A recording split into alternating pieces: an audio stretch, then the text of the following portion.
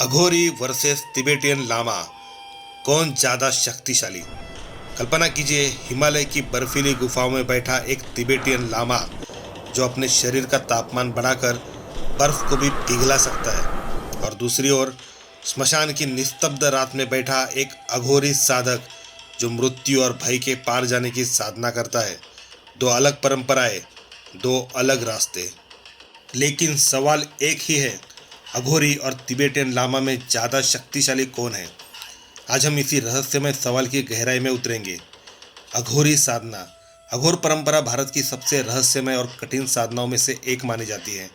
अघोरी साधक का लक्ष्य होता है द्वैत को तोड़ना, अच्छा या बुरा, जीवन या मृत्यु, पवित्र या अपवित्र। अघोरी इन सब सीमाओं के पार जाने की साधना करता है।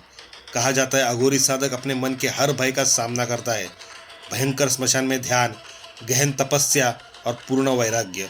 यह मार्ग इतना कठिन माना जाता है कि बहुत कम लोग इसे अपना पाते हैं। कई लोग तो बीच में ही भाग खड़े होते हैं। तिबेटियन लामा साधना।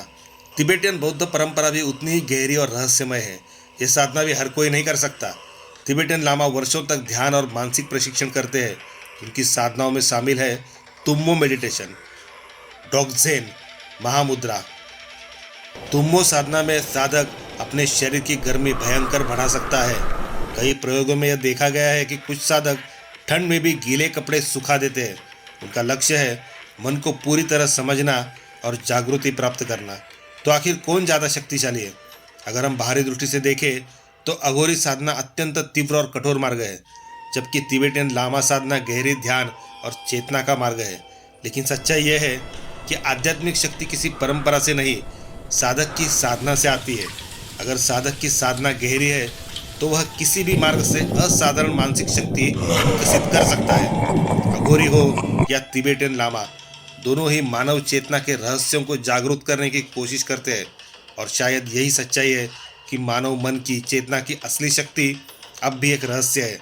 और कौन जानता है, शायद भविष्य में चेतना पर होने वाला शोध इन रहस्यों को और भी स्पष्ट कर दे।